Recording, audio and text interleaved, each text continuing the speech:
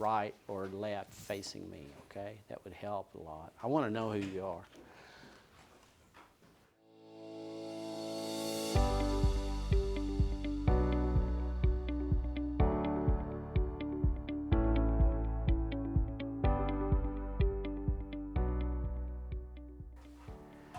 All right. Well, good afternoon, class. It's good to see you today. We got a good group here today. Good-looking group, too. So we won't comment on how good-looking your professor is or isn't, but you are a great-looking group. So, at any rate, this is day 2 in microeconomics, principles of microeconomics. And last time we kind of introduced the course and talked about what economics is a little bit, and microecon in particular. Today we'll kind of extend that out a little bit and do some more introductory stuff today. But if you got any questions about the syllabus or about, you know, if you're not in the in-class section here, how to tune in various venues. We're on rsu.tv. There's a live stream there. So this class is live. Also goes out over the airwaves at 35.2. So I mean, there are those options. If you can't be here, I want you here certainly. And gosh, we got a lot of folks here today, so I'm grateful for that. And I hope, you know, I always think there's a benefit to being in class in real time because you can ask questions. And I also get a feedback from you. There's a feedback loop that I have here with my face-to-face students. And because I can see on your face a lot of times whether or not what I'm saying makes sense or not. So, but at any rate, feel free to interject anytime with a question or a comment, and that's fine. I appreciate that. The more people who are here, the happier I am, okay? So you want to keep your professor happy as a class. So I love it when students show up for class. I do know how, I keep moving off the camera here, but I do know how things progress during the, or maybe I should say digress a little bit, during, or regress. It doesn't matter. During the course of the fall, this particular semester, but also in the spring too, but when there's a chill in the air in the morning, it's not so easy to get up. And so there's always this temptation to not go to class. So at any rate, I want to encourage you to be here. Enough of that. Okay, so last time, again, we were in chapter 1, and this is our text. Again, this wonderful text by McConnell and Brew, and it's a very popular book. I do know the e-text is available to you when you register for Connect. Some of you all have already done the first Connect exercise, and that's great. Now, the way I do things, I don't know if it's the best way or not, but I don't mother hen you, so I don't say, oh, you got to have this particular assignment due at the end of the week or what have you. I try to allow for maximum flexibility, so the first bunch or first unit of homework will all be due on the eve of the first exam. And I think that's September here for this semester, September 25th. So keep that in mind. A couple other things I want to say is, in particular today I'll probably do this. I want you to read the book, okay? Because we do take some care in selecting a book here. There's two of us, 2 full-time faculty in the department, in the program, the economics department, I guess. Subset of the business school, but at any rate, we try to select a good book so that you'll read it, okay? So it's a very, very good read. Please read that. But I do mention some things in class that are not that may not be in the book. So you always want to, if you're not here, watch the video, catch those things.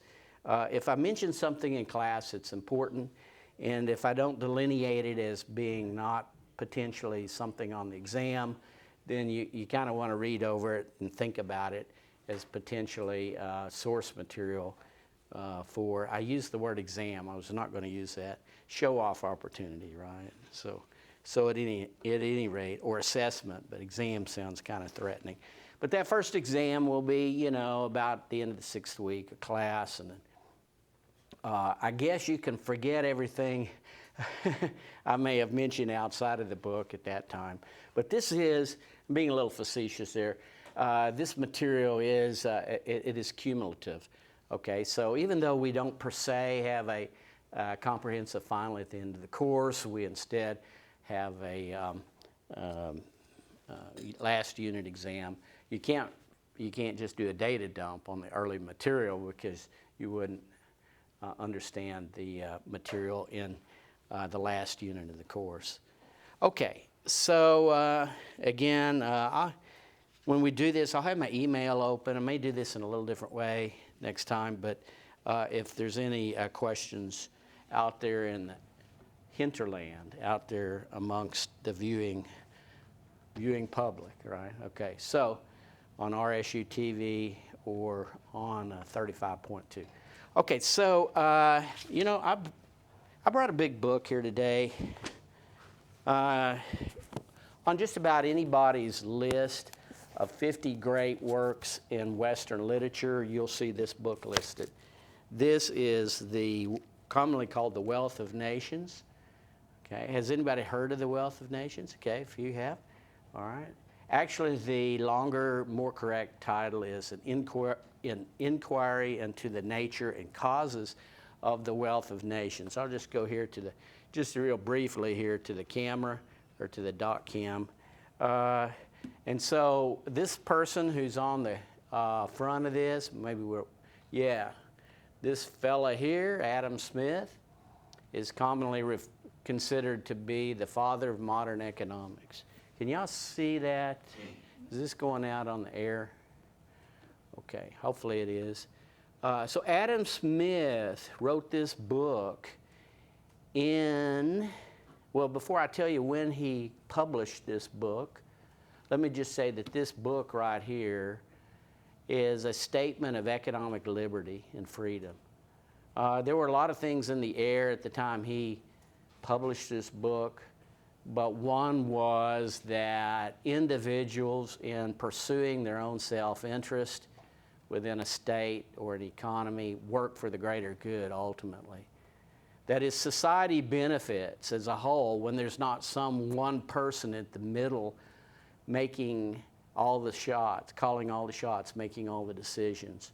That is to say, market economies where individual consumers and workers and producers all make choices on their own that, in their minds anyway, lead to individual benefit. That system ultimately is the best system. That's the system that generates the most total economic, we'll use the word surplus later, but I'll just say welfare now. Welfare of the whole society is greatest when everybody is allowed to pursue their own self-interest. This man right here, in the year 1776, wrote this tome that's considered to be the great classic work of economic liberty and freedom. What else happened in 1776? Well, the Declaration of Independence, the American Revolution, right? Coincidentally, but maybe not so coincidentally, because again, there were a lot of forces that were at work in our culture and around the planet at that time that produced this thinking of liberty is something to be valued in the political sphere as well as in the economic sphere. So that's, I would like for you to know who Adam Smith was. That was actually his second great work. Actually at the time, maybe it's because of the size of this thing, how many pages? There's over 500 pages in that one. But it's quite a book. But perhaps because of the size of it and so forth, it wasn't really appreciated that much in its day, in 1776 when it was published. Some 20 years before that, somewhere like that, Adam Smith had published another work for which at that time he was much more well known. It's called The Theory of Moral Sentiments. And that book basically kind of gives a foundation, if you will, or an argument for how we determine which actions are good and which actions are bad in the moral sphere, which actions are morally right, which are not morally right.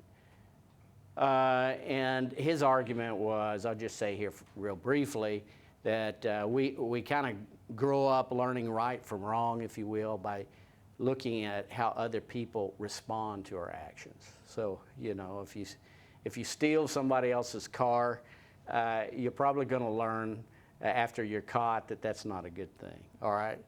Hopefully you learn before then. Hopefully no one in here would do that. But someone out there learned that the hard way, and we've all learned from their experience. So, I mean, that's kind of the theory of moral sentiments. Now, there's a lot more.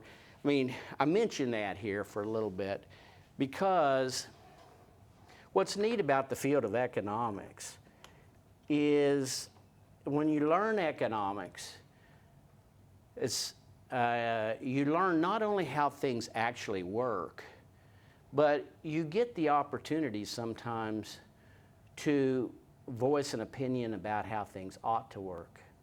You think in another realm other than just cause and effect and how you know, in the factual realm. We mentioned last time the difference between positive economics and normative economics. We looked at some examples of that. Should the minimum wage be raised or not? I used the word should. That's in the realm of normative economics. In positive economics, we might make the statement, when you raise the minimum wage, it will increase the unemployment rate, at least for a while. Okay, the markets will respond ultimately to that. But that's something that's testable. Positive economics is factual, testable, and so forth. But when you start offering your opinion, you're in the realm of normative economics.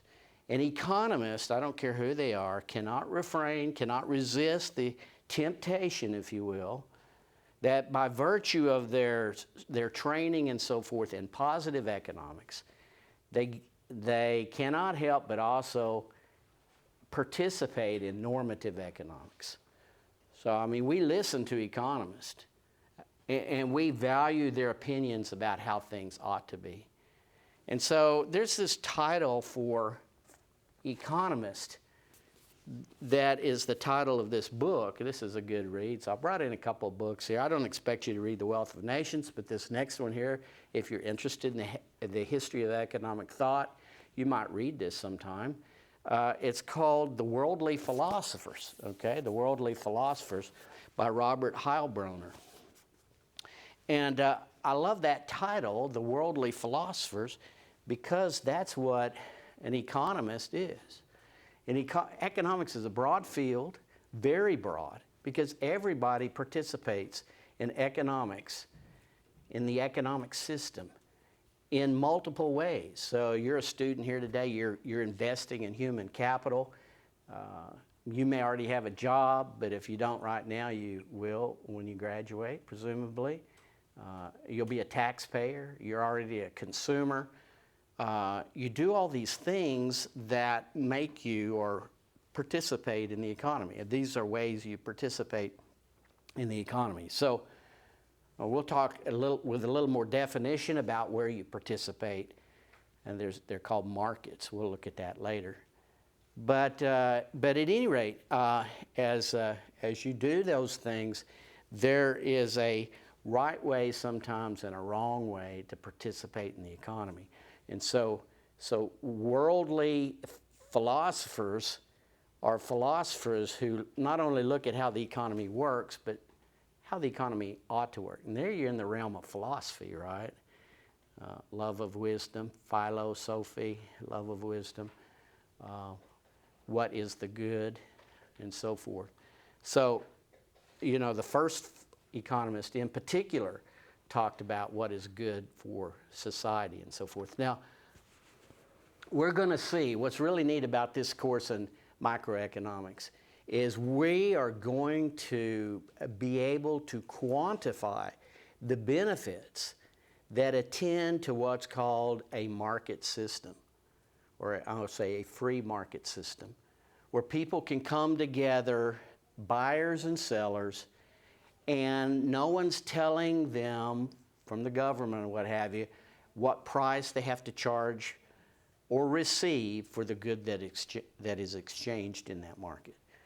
Okay, so we take this for granted, but I grew up in the era of the Soviet Union as being the big antagonist to the United States.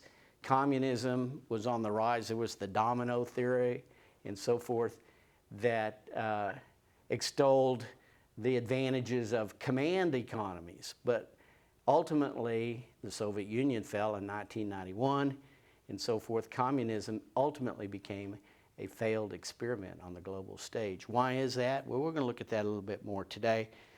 But free market economies like we enjoy here in the West and in the United States for a long time, I believe ultimately work to greater benefit for the entire society, for society as a whole. And like I say, we're going to be able to quantify that benefit later. That's a neat thing about microeconomics. Now, Adam Smith, he came along at a time where, yeah, Chris. Sure. It's Chris, right? Yes. Okay, good to see you. There have been periods in U.S. history, for example, where the U.S. did have to shift towards a more command-style economy. For example, World War I. Oh, yeah. And those periods created a large amount of economic growth, and then they released it back into a free market economy. Yeah. Which is why I've seen a couple of theories that saying almost a mix of them is a way to do it to generate a wealth faster. Right. Well, certainly in times of stress, national emergency, and so forth, we have retreated to a more command economy type of thing. There's no such thing as a pure free market economy and so forth. Everything's kind of a blend, as we're going to see. But we've had wage and price controls and so forth in the past, certainly during wars and so forth. But in fact, I've heard my grandparents talk about meatless Mondays and wheatless Wednesdays or something like that in World War II. You can serve, you didn't buy these things, trade them because you didn't want to get in the way of the war effort. So I think that's maybe kind of what you're talking about. But for the most part here in the United States, over its history, we've had what's called a market economy, and we'll be looking at aspects of that today. So thank you. I mean, but historically, before Adam Smith came along, something happened in 1492. What was it? Columbus sailed the ocean blue. Well, when Columbus sailed the ocean blue in 1492, right on the cusp of the 16th century, there was this discovery of gold in the New World. And so you had the crown heads of Europe that said, hey, let's go get some of that gold and other resources in the New World. And there was a thinking amongst the kings and the queens in Europe, Great Britain in particular, and Spain and Holland and so forth, that there needs to be a deliberate policy that emanates from the sovereign, directing everybody to do whatever they can, ultimately to bring as much gold into the country as they could. So this system was called mercantilism. Maybe you've heard of mercantilism. In mercantilism, the idea was not only gold, but other raw materials you bring in. So in Great Britain, they want to bring in wool from Europe. They want to bring in raw materials from Holland and so forth. And then you do the value-added manufacturing at home, so that what you then export and sell to the rest of the world has more value than what you brought in. Does that make sense? And so it's called mercantilism, a deliberate policy to bring wealth into the country. And so mercantilists thought that, generally speaking, there's no benefit to buying another country's goods or finished product. Okay? And so Adam Smith, when he came along, he said, wait, this doesn't really make sense. For one thing, when you got a lot of gold coming into a country, which is what they have, especially in Spain and so forth, that gold finds its way on the streets and so forth. You have inflation like crazy. And then the goods that you make presumably to export to other countries, are priced out of reach for those other countries to purchase, and the citizens in those countries to purchase. So you get a lot of inflation when you got metals coming into the country. But he also said, and in the wake of Adam Smith, David Ricardo is another economist we'll look at before the semester's over, another Britishman. He said that, there's a benefit to countries not focusing solely on what they can export. Maybe perhaps each country will benefit, the world will benefit, if countries learn to specialize a little bit and do those things for which they have an advantage. We'll talk about comparative advantage later. It has a natural advantage in produce a little extra of that and take that to the global market and trade that for some other good. Yes, you could produce that elsewhere, but perhaps not at such a low cost as your neighbor can. We'll talk more about opportunity cost and so forth here pretty soon. We mentioned that last time. But the theory of comparative advantage, we'll look at comparative advantage when we get to David Ricardo, who came along a few decades later after Adam Smith. But Adam Smith was the one first who kind of extolled the virtues of free trade amongst nations, but he really saw the advantages stemming from what's called absolute advantage. So the United States kind of has an absolute advantage on a lot of countries. We can produce a lot here using fewer resources than many countries can elsewhere. I mean, even when it comes to coffee, certainly computers and commercial aircraft and so forth, but heck, we can produce coffee and bananas in Hawaii and so forth. I guess we could produce those items cheaper than anyone in Colombia could. I don't know for sure, I haven't looked at that. But it doesn't really make sense for us to plow all of our land under and sow coffee plants and say, hey, we don't need to import anything from Colombia. That's kind of a mercantilistic mindset. Adam Smith and then David Ricardo later, who came along, says, no, I'll tell you what, back off on that production, produce something else, America, that you're good at producing, and let Colombia produce the coffee. Everybody will be better off. So at any rate, kind of a long story there, but all that's to say, you see how the idea of positive economics can kind of blend into normative economics just a little bit. You have those opportunities with an economics training to offer your opinion, and that's what's neat. And then if you do that, you will be a worldly philosopher. So at any rate, well, let's pick up with what we were looking at last time. I want to, let me go to our lecture from last time. There's a slide I would like for us to see in chapter 1. This concept of the economizing problem. Let's see if I can go to the, okay, is that on? Okay, good, all right, excellent. The economizing problem, okay, limited income and unlimited wants. I mentioned last time, this is really the fundamental economic problem. You'll hear people say that. In a word, it's scarcity, if you will. Now, so that's the economizing problem. None of us have enough of everything we want, okay? So you don't have enough time. If you have enough money, you think, to live on, you probably don't have enough money to enjoy everything you want. But everybody has the same amount of time. There's only 24 hours in a day. Would like to have more than that. But at any rate, the economizing problem is that you always are limited in your resources. Say as a consumer, what have you, you're limited in your income, and because of that, you are constrained in what you can consume. You can't just buy everything you want. There is always a constraint at work here. And so we have this concept of a budget line. I wanted to mention this just a little bit here today. A budget line illustrates attainable and unattainable combinations of, we'll just start here, consumer or of goods, okay, of goods, attainable goods.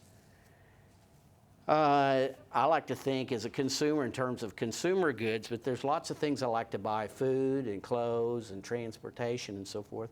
There's only a certain amount of that I can consume on my income.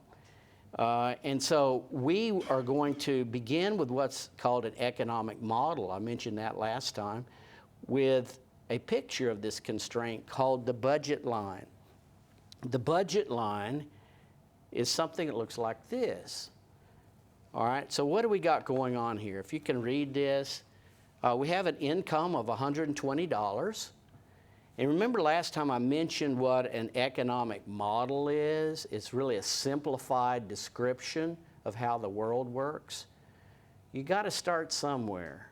So always in economics, we start with like two variables. Here we have quantity of T-shirts on the vertical axis, that's a variable, and quantity of paperback books on the horizontal axis that you might consume on a $120 income for the week. So you always have a time frame here, say $120 per week or whatever it is that pertains to the situation. And this line here represents the consumption bundles you can enjoy on that income. All right, so first off, you see right away that we're starting with a simplified description of how the world works. Now, an economic model, again, you might think of it this way. It's always some description between two variables in economics, okay? I mean, they get more complicated than that, but the simple models start with two variables. Later, we'll look at price and quantity. And we'll talk about the supply and demand model. We looked at the law of demand last time a little bit. But obviously, you can consume more than just, there are more than just two goods available to you as a consumer, right? I mean, gosh, go to the grocery store, you see hundreds of thousands of goods, but you got to start somewhere. And so we're going to assume here that this person here has only available to consume T-shirts and paperback books on $120. Okay, got to start somewhere. If there were three goods, it would be in three space, three dimensions, four goods, and then you can't visualize it. You got to put it on a computer and so forth. People have tried to do this. There have been economic systems where a command authority has tried to put everything on a computer and tell everybody what they can consume. We'll talk about that later. But this consumer has $120. Notice over here, can you see this? The price of T-shirts is $20 and the price of books is $10. So just, you can do the math easily enough. On $120, if you just bought $120 a week, if you just bought T-shirts, how many T-shirts could you buy and consume in a week? On $120 at $20 a piece, there'd be 6, right? 6. You just take the income and divide by the price. Of course, you wouldn't have any books then, but that's represented by this point right here. The leftmost point here. This is a consumption bundle that you could afford on $120 a week. But, okay, so you see that in the top line here of this graph. Total expenditure is $120 because you bought 6 $20 T-shirts. At the other extreme, which is pictured by the rightmost point here, you're buying only paperback books. So paperback books are $10 a piece, $120 income. Obviously, then you could buy 12 books in a week, right? So I think it's pretty obvious here that that these two, whoops, let me go back. These two, sorry about that.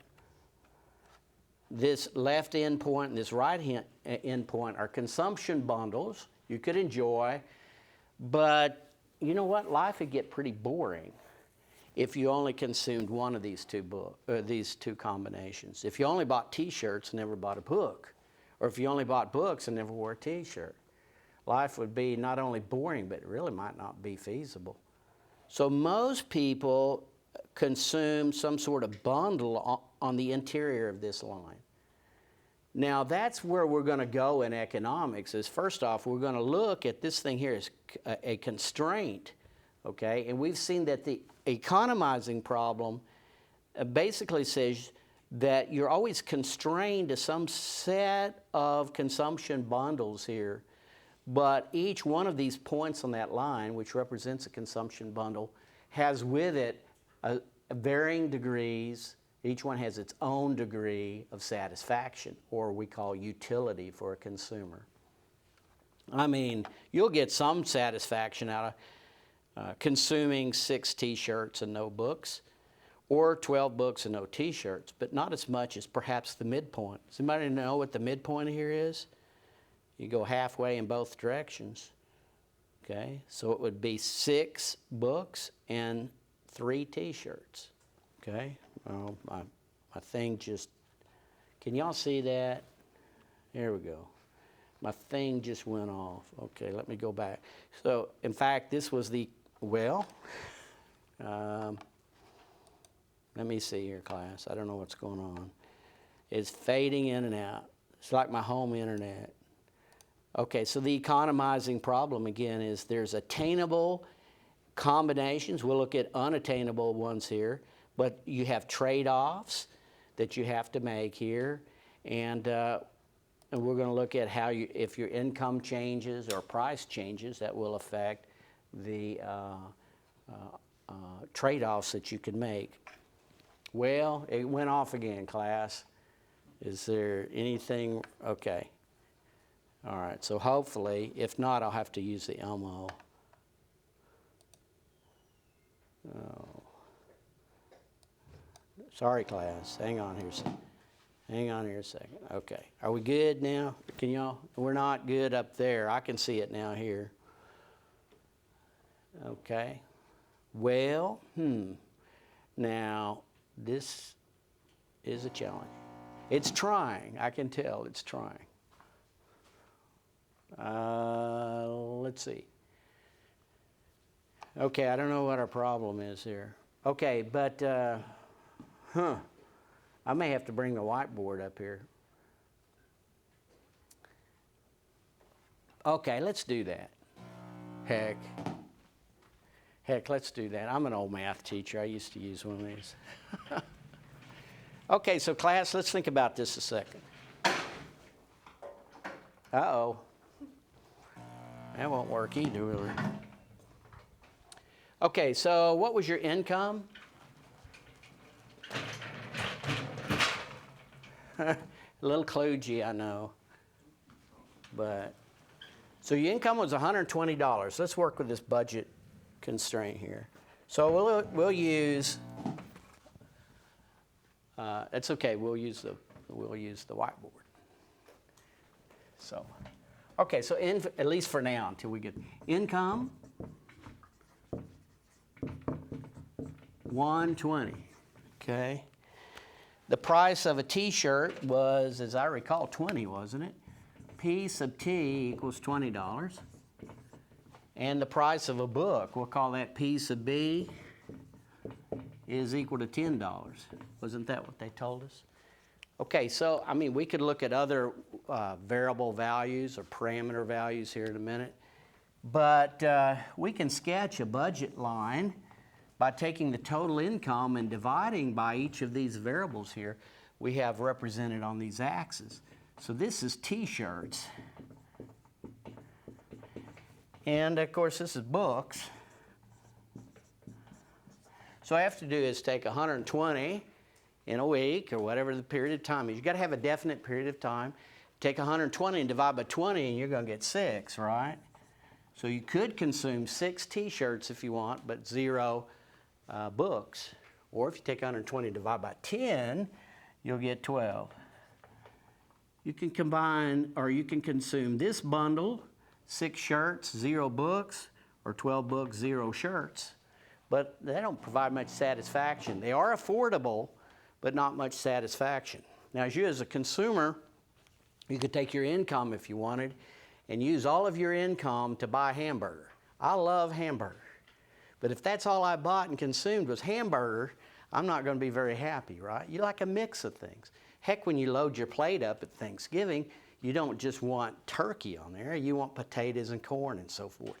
So where we're going, and you're going to see later, is we're going to look at a very orderly approach to determining which consumption bundle, probably not either of these two, but that a consumer will want the most.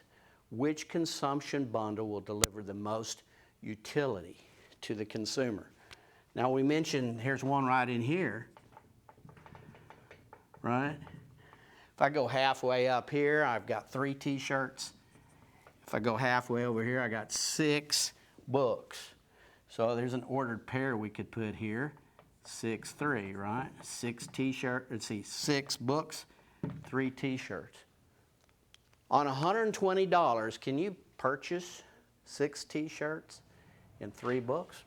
You can, can't you? 6 t-shirts will cost you 6 times, 6 books rather. 6 books will cost you 6 times $10. This is books. Expenditures on books. And let's see here. 3 t-shirts at $20. This is t-shirts. So this is 60 plus 60, or $120. So yeah, you can purchase that if you want, $120. Are there any other combinations here? What if I just, I don't know here, what if I settled for 5 t-shirts? Right? 5 t-shirts. Now each t-shirt costs $20, so if I go buy 5 t-shirts, I've already spent $100. That leaves me with 20 left over to buy what? Books. Okay? So I could buy 2 books. So the order pair 2, 5 is also on this, what we call a budget line. That makes sense? Budget line. There's others you could probably come up with, right? Budget line. Now, notice something here. When I say it cost $60 to buy books here for this bundle, right here in the middle, it costs you $60. That's what it's going to cost you to get books, and it's going to cost you $60 to get t-shirts. So, okay, that's your cost in terms of money. But last time we introduced the concept of opportunity cost. Remember that? Does anybody remember what opportunity cost is? Yes. Oh, okay. I'm sorry. She just raised her hand first, so either one, it's fine. So opportunity cost is the cost of going with one option versus the other one, which is like the next best thing. You're absolutely right, right? It's the value of the next best alternative. It's what, you know, and I mentioned last time we looked at the example, what's your cost of being in class? And well, it's the value that the next best thing that you gave up. Now you gave up a whole bunch of things to be here, potentially, but what is the value, what is the one that's most valuable? Okay? So now we can ask that same question here. With this model, we can ask what's the cost of a book by answering or valuing or quantifying that in something other than money terms. And that would be the opportunity cost, because in a too good economy like we have here, just suppose that we live in this poor country, that's all that's available is t-shirts and books. Then you can, if you will, price a book in terms of t-shirts if you want. You don't have to use money. Because if you buy a book, an extra book next week, say this week you always buy 6 books a week, next week say, you know, that doesn't get me through the week, I'm going to buy another book. I'm going to buy 7 books this week. That 7th book comes with a cost, and you don't have to express that in dollars. You can express it in what? In terms of what you gave up, the opportunity cost. If you consume an extra book or purchase and consume an extra book, what are you going to give up? T-shirts. T-shirts, that's exactly right. Now, so let me ask you this. Every week you've been sitting here. So, 6 books, 3 t-shirts. You know what? I would like to have 7 books next week. Okay? So I'm going to go to this point over here. Now there's 7 books. Okay? 7 books. Now that's $70. So out of 120, that leaves me with $50 left, right? How many t-shirts can you buy on $50? Okay, 2, or let's just say, let's cheat a little bit and say 2.5, okay? So it's something maybe they could divide. I know 2.5, right? 2.5 t-shirts. Yeah. Okay, if you went here, if you go from here to here, you give up a half, you give up 2.5 t-shirts. Okay, so we could ask ourselves, what's the opportunity cost of that 7th t-shirt? Does that make sense? What's the opportunity cost of the 7th t-shirt? It turns out it's going to be the opportunity cost of other t-shirts here, but I'm going to write that here. Do we have this on the camera? Opportunity cost of the 7th shirt. So I've been here, and I'm going to go here. I'm going to gain a t-shirt. I'm sorry. I meant to say book. I gained a book, didn't I? Let's say book here. What's the opportunity cost of the 7th book? What did I give up? What's the most valuable thing I gave up? That's what opportunity cost is, right? And there's only one thing. I don't have to make a choice between all these other things I gave up, like a universe of things. In this economy, it's really easy. There's only one thing I gave up.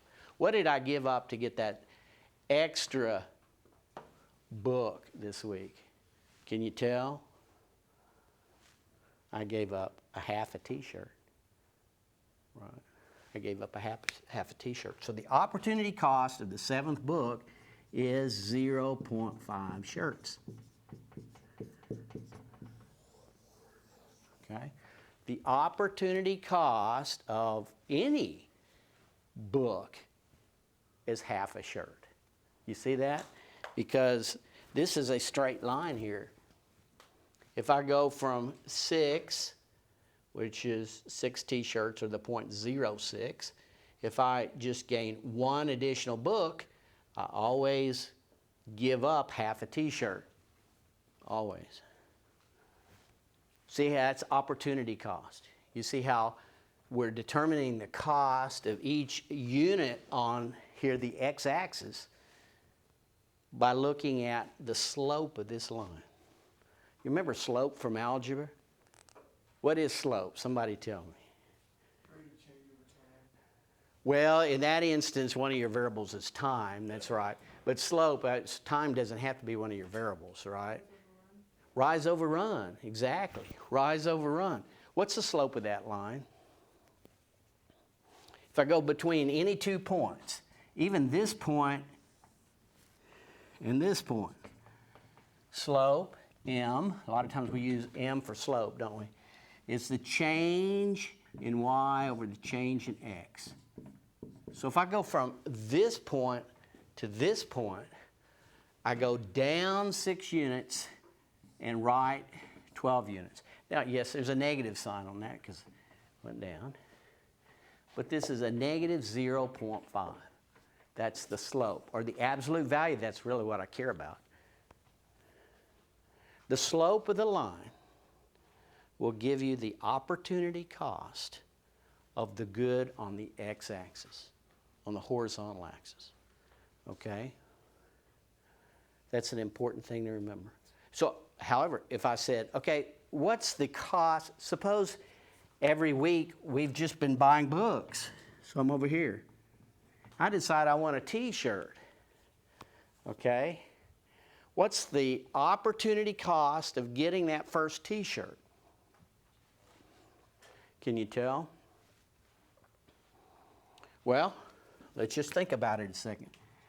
If I get that first t-shirt, this is 1, comma, so I got 1 t-shirt, $20 each, so I got $100 to spend on books, right? How many books can I buy on $100? 10. All right? So I'm going to go from this point to this point. Can y'all see that okay?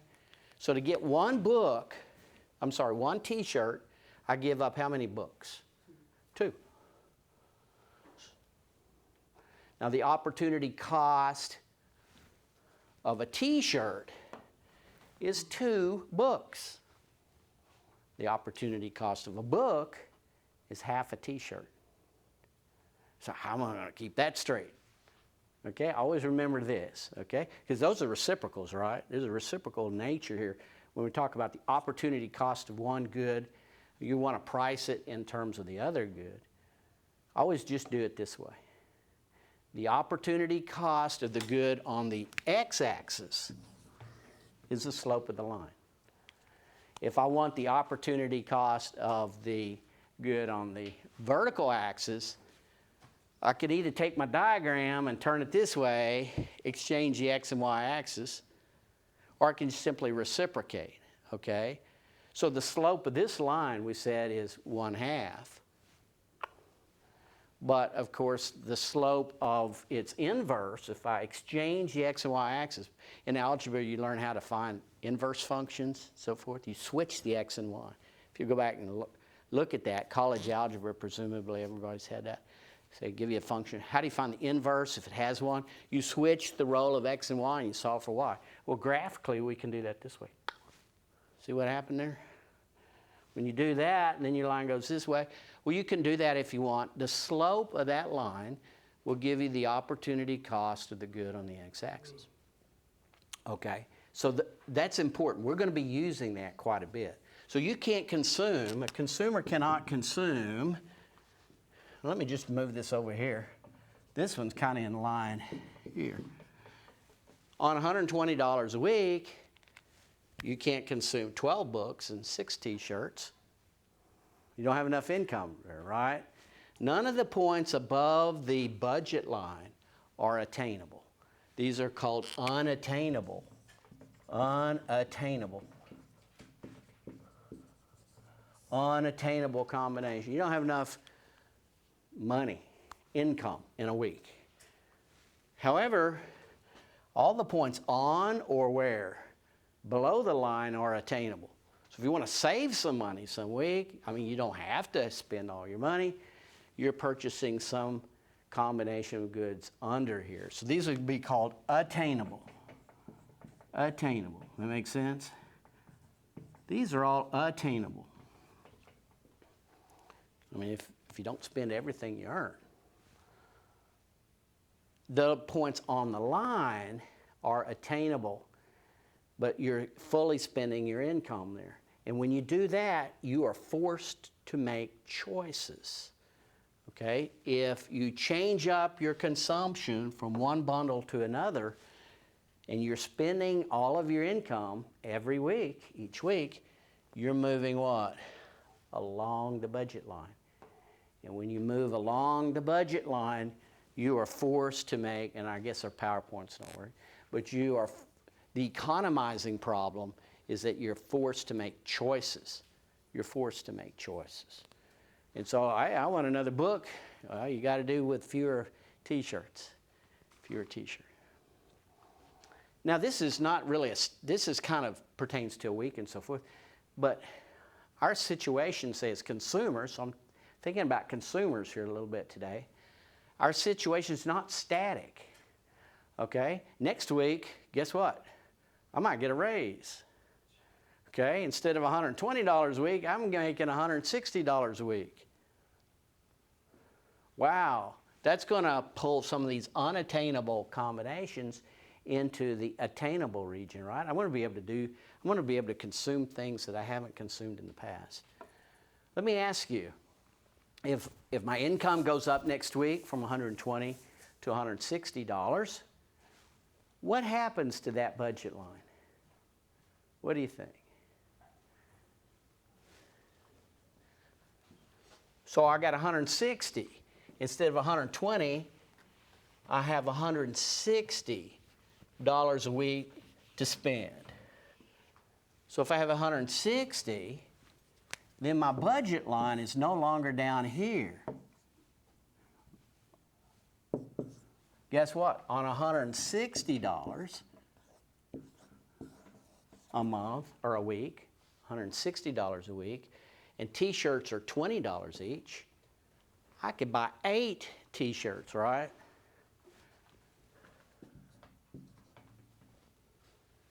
Or, that's no books. Or 106, I could buy 16 books. Books, shirts. The budget line has shifted outward, right? When my income goes up, the budget line shifts outward. Well, that's a good thing because now I can consume all these combinations of goods. Of course, again, in the real world, this is a model. We have to start somewhere as in microeconomics. A model is a simplified description of how the world works. Gosh, just two things. Heavens, we work and live and enjoy a multi-good economy, fortunately. But this is generally when your income goes up, the feasible set is going to expand. The feasible set of things you can consume is going to increase. There's something else good that might happen next week. Instead of getting a raise, we go back here. Can y'all see? I wasn't really planning on this, but that's okay. Suppose my income stays at $120. I equals 120. And the price of books is still $10.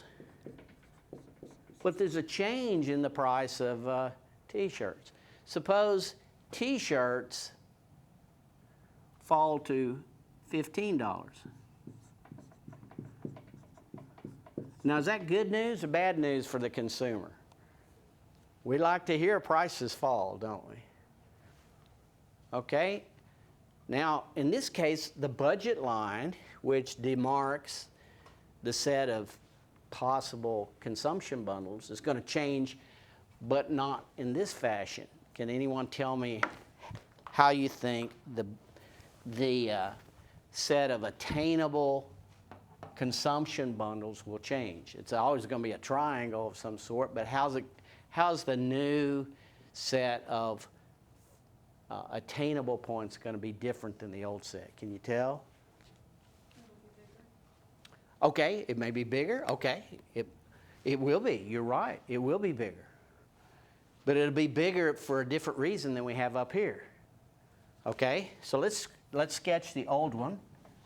Okay, so the old budget line looks like this. I have to reduce it a little bit, but it's 6 and 12, right? $120. You got shirts here, and so forth. So I'm just redoing this one over here. It connects 6 and 12. Now guess what? If T-shirts are only $15, I can afford more than 6 T-shirts, right? If I spend all my money on T-shirts, I take this and divide by 15. 120 divided by 15. Does anybody know what that is?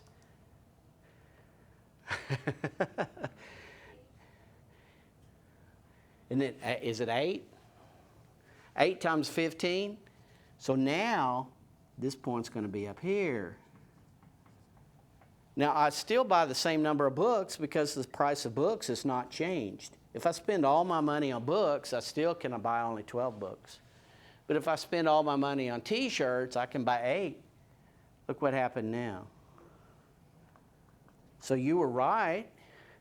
The set of, we can see that. The set of feasible consumption bundles, if you will, has expanded, but by this much now, because now this is the total consumption. So I can find some other ordered pairs in there. I don't know, maybe I should have tried doing it under the document camera. I'm not sure if that'll work. But the set has expanded, but for a different reason. We could play around with each of these prices. Here's the price went down. If we went back to this situation here, and we said the price of books goes up to 20, so that both of these are $20 a piece. If both of these are $20 a piece on an income of $120, you can still buy 6 T-shirts, but you're constrained to buy 6 books. And if you're constrained to buy 6 books, then what happened to the budget line? It swang in. The triangle gets smaller, right? the triangle would get smaller this way. So the budget line, if I do a different color here, maybe green, if I change this to 20, I can buy 6 t-shirts or 6 books. 6 t-shirts or 6 books. Okay? So that attainable set gets smaller when a price goes up. So if I raise the price, there's fewer consumption bundles I can enjoy. Does that make sense? Prices constrain us as consumers in what we can purchase and enjoy. Okay? They constrain us. All right, so here we have the concept of opportunity cost for a consumer. A consumer on their income, and they're bound and determined to spend all their income, will always be confined to giving something up if they want more of something else. And that's the economizing problem, the problem of scarcity. So this is for a consumer, So we're looking kind of at the micro level here and for a consumer. Now I want to think about something else. Any questions on this? Does it make sense? For a consumer, these are the choices that a consumer can make. I may put this on a handout here and post it as well, because I'm not sure it's real easy to see on the screen. Now let's think in terms, just for a little bit though, if there's no question, let's think in terms of macroeconomics. Let's think about production, okay? Producing. All right, in macroeconomics, we're looking at the total economy here, and we're gonna look at a model, a macroeconomic model, involving 2 goods. Maybe it's t-shirts again and books. Or I have a handout for you today, and I'll have this posted on Blackboard too. I scanned it. I think it's posted, but I'll make sure it is after class. So let me distribute this, okay? Let's talk about something else your book introduces. It's a macroeconomic model. This up here is a microeconomic model. What you're getting here is some information about a macroeconomic model. And so this is called the Production Possibilities Frontier. Okay. 1, 2, 4. 1, 2, 3, 4. The technology may be working now, I don't know. Are we good to use the document camera, or do you know? Can be great if we could.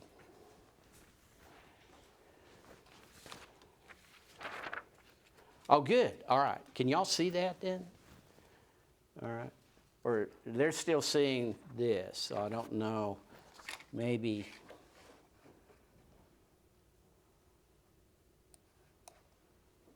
I don't know.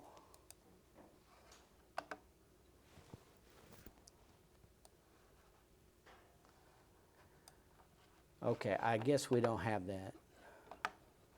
All right, so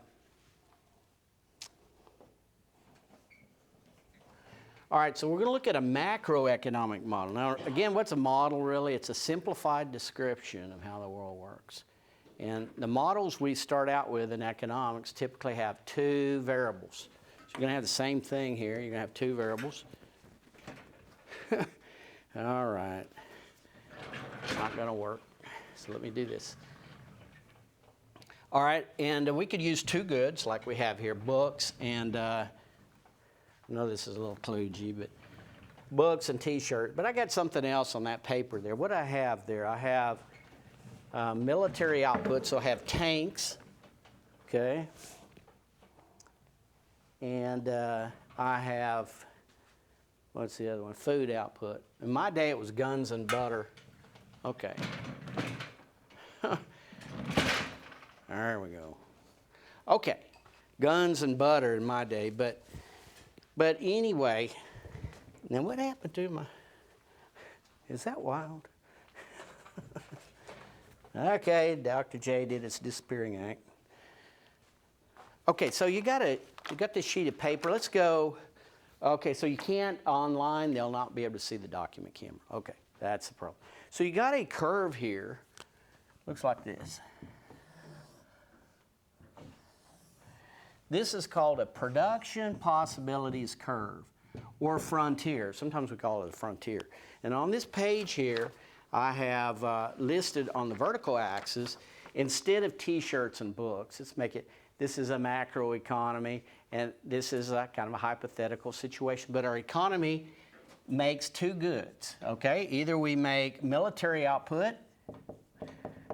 So what is military output here?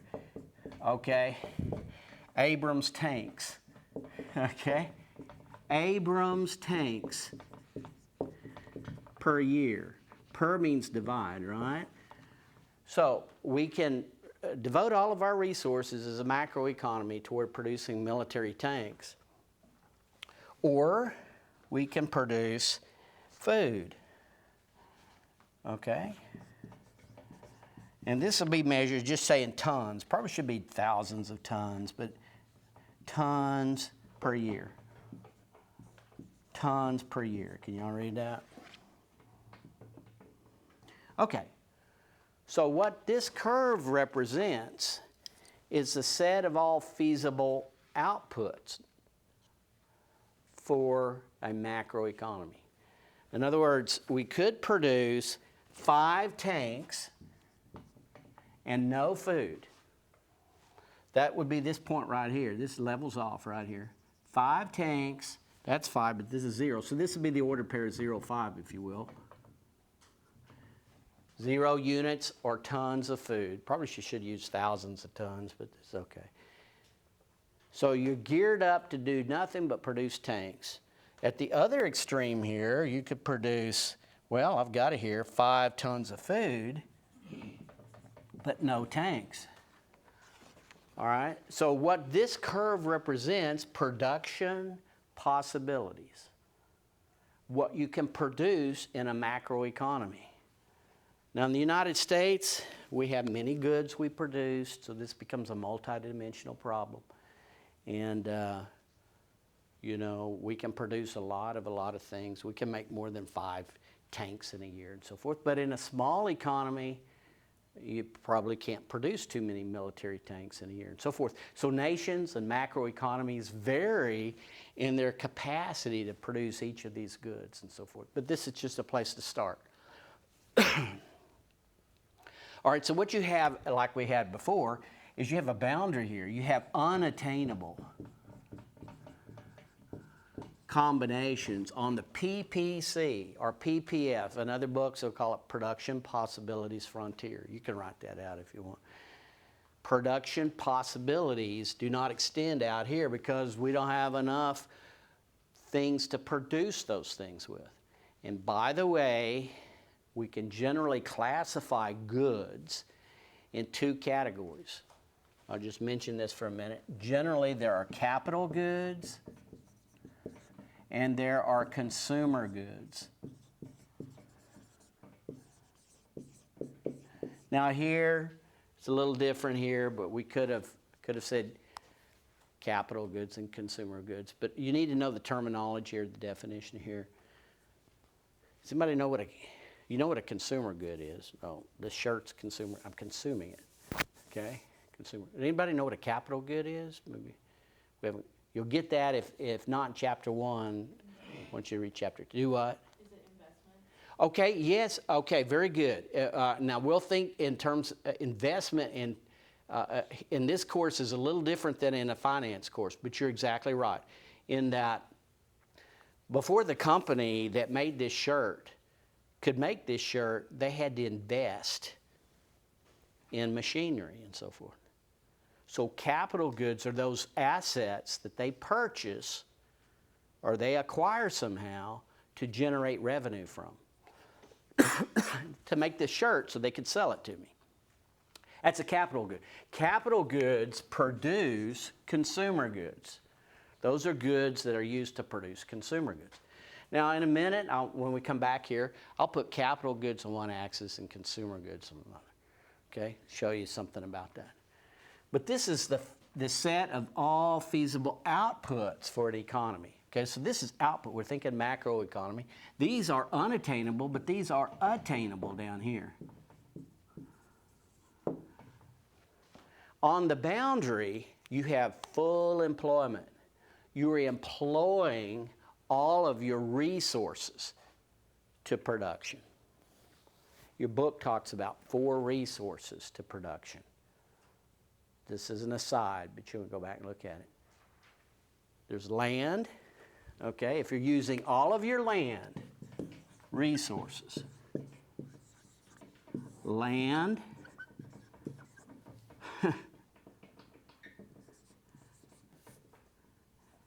labor, capital, those machineries to make other goods. You see that? Land, labor, and that's behind the little Elmo thing. Land, labor, capital, and a word I can never spell, but entrepreneurship. Entrepreneurship.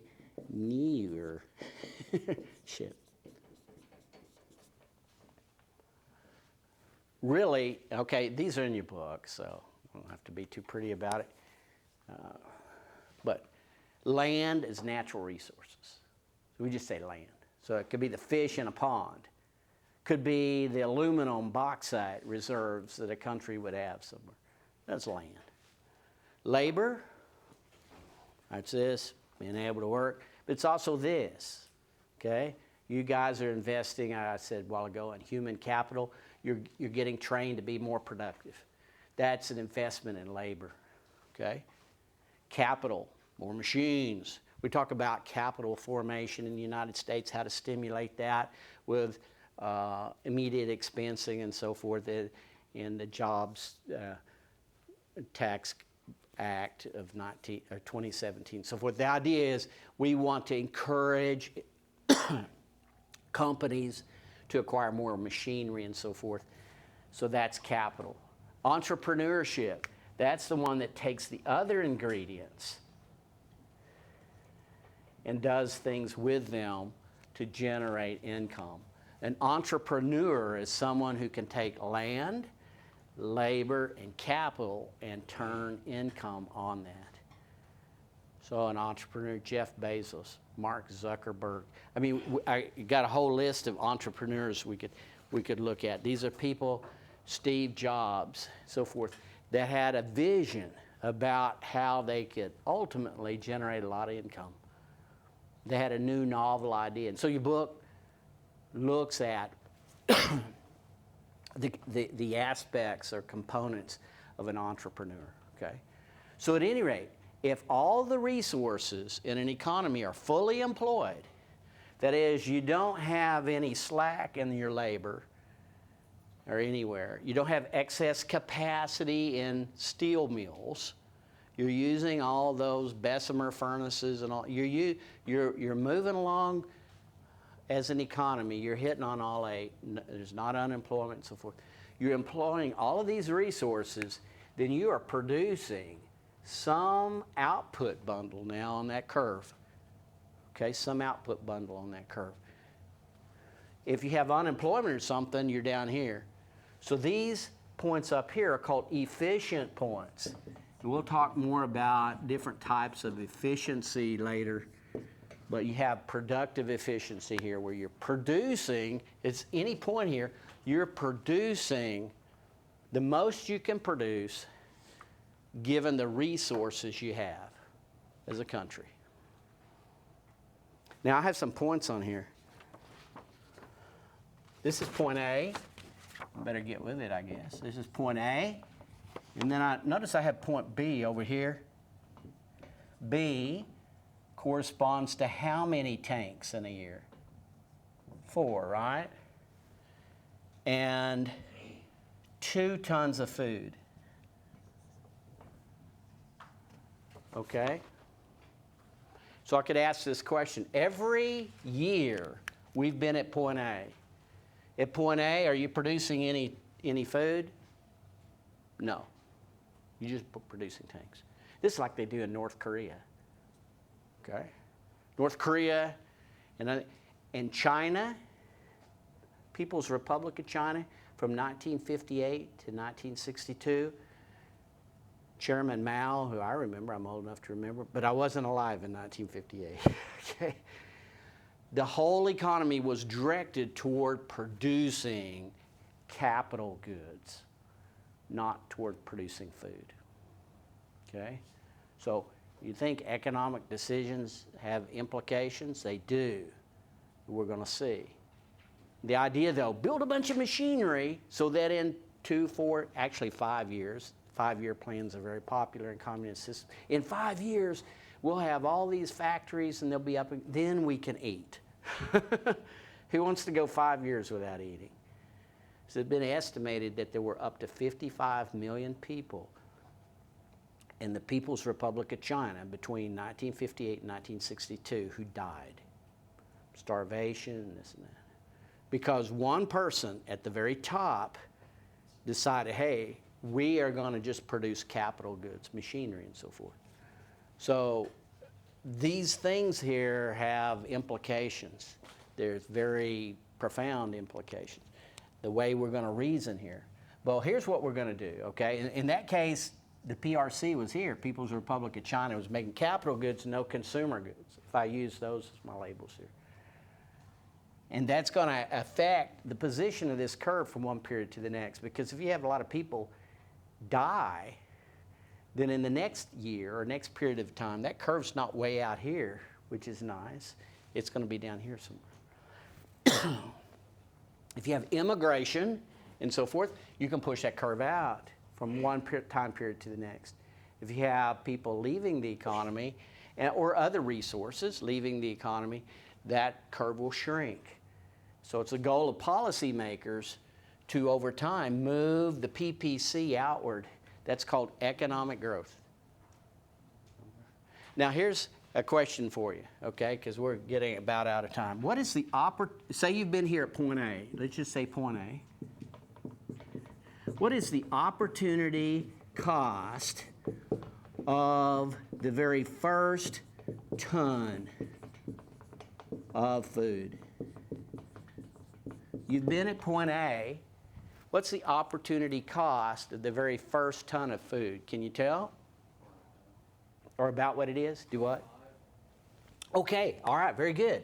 Because I don't really have this point here, do I? So I go over here and I draw a line like this.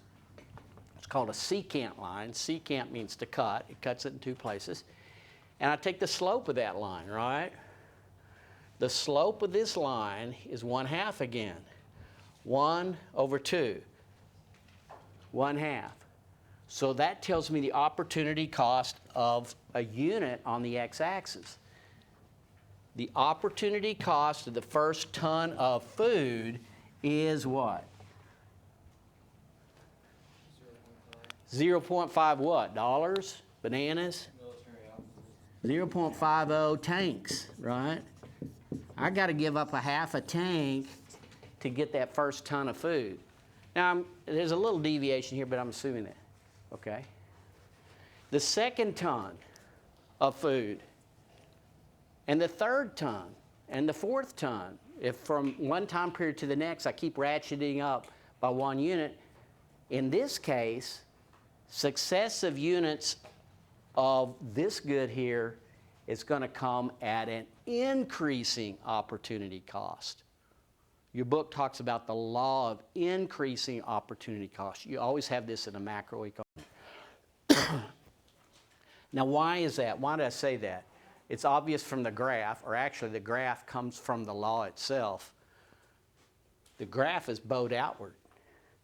Do you see that if I increase the output, successive output units on the x-axis, I will have a higher slope. And that's because of the law of increasing opportunity costs. We don't have time today, we're running out, but it stems from the fact that we all vary in our ability to produce these two goods. Some people can produce food. I can't, but my wife can. She's got a green thumb. Others can do machinery, so forth. So I want you to read about the law of increasing opportunity costs for next time, okay? And that's in go ahead and read chapters 1 and 2. Okay, thank y'all.